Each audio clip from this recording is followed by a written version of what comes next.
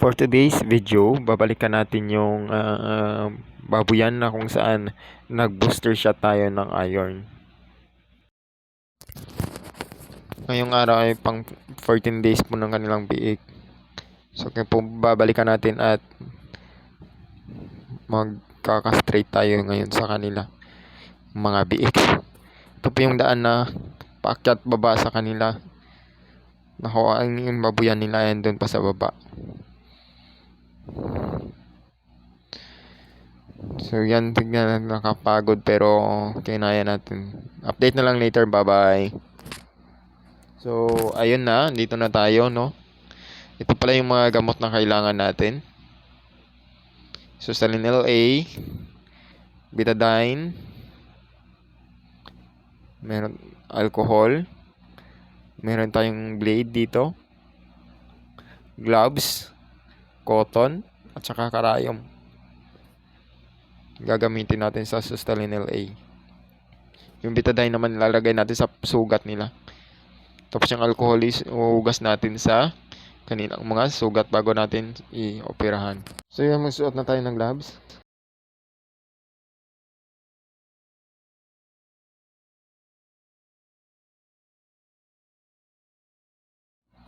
So yun, dito na tayo. Pupunta na tayo sa kanilang babuyan. Kapatid pala ng may-ari ng babae. Asawa ng kapatid niya. Asawa ng kapatid ng may-ari. Dito pala sa kanila, hindi uso yung pinapatayo o nilalambitin yung biik. Pinapahiga at ganyan, binibika lang yung dalawang hita. Ganun pala sa kanila mag-castrate. So hindi ako sanay. Gusto ko kasi nakalambitin yung biik. Mas dali para sa akin yung ganito. Inasa muna natin ng cotton, ang alcohol yung cotton, tsaka pinahid sa kanilang mga bayag at nilinis muna natin yung bayag bago natin hihiwaan. So unang biik ito.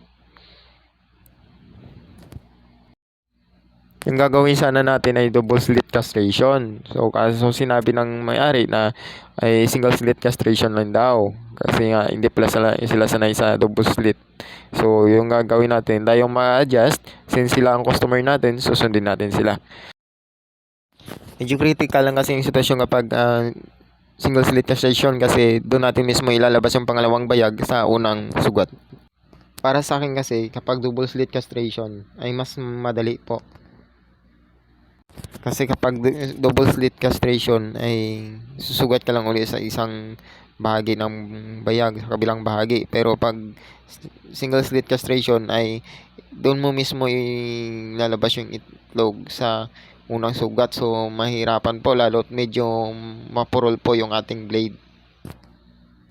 Wala kasi tayong dala na surgical blades.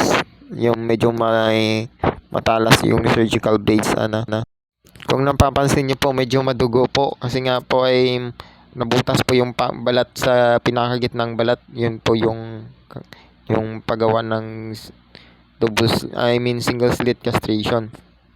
Kailangan mong butasin yung sa gitnang balat, which is medyo makapal-kapal ang balat doon kumpara sa outer part na balat ng ating mga biik. Ayun, tapos nating makastraight, lagyan na natin ng Betadine ng sugat. Mag-inject naman tayo ng 0.2 ml na Sustaline LA inject tayo ng antibiotic na Sustaline LA 0.2 ml sa bawat biik na ating kinapon para hindi po sila magkaroon ng infeksyon. Kung inyong napapansin ay hindi pa medyo bumaba yung kanilang mga bayag, no? Medyo nakadikit pa sa kanilang mga balat. Hindi pa lumuslos yung kanilang mga bayag, no? Sobrang higpit po. Medyo mahirap-hirap i-dukutin kasi nga nakabaon sa kanilang mga taba.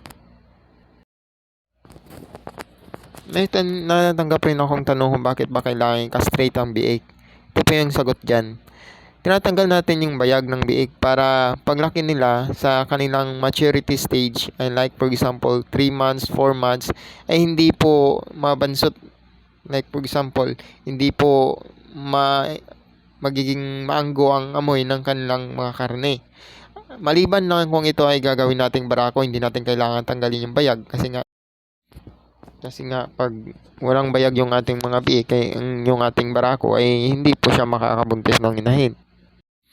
Pero sa ibang lugar po ay hindi po sila nagtatanggal ng bayag, hindi po sila nagagawa ng castrating. May tinuturok po silang gamot na para hindi po magiging mabaho o maanggo yung amoy ng karne ng baboy, ng lalaking baboy. Sa ibang bansa po ay hindi po sila gumagamit ng hindi po nila sinasagawa yung castrating. Yung ginagawa lang po nila ay nagtuturok sila ng gamot para hindi po magiging maanggo yung amoy ng barakong baboy o I mean ng lalaking baboy nila. Kung meron lang rin dito, so hindi na tayo mahihirapan na mag-castrate kasi nga medyo mahirap-hirap din nga naman lalo na pag malikot yung ating mga biik.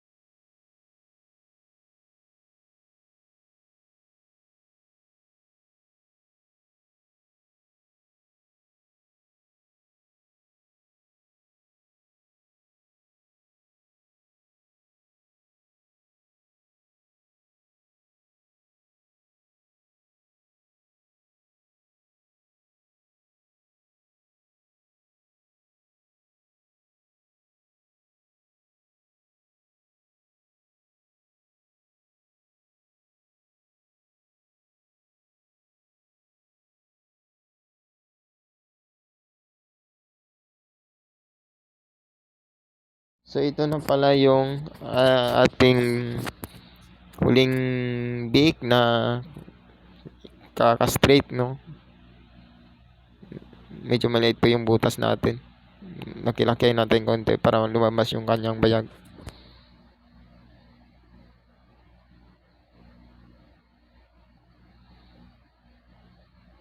So yun na. Tapos na rin tayo.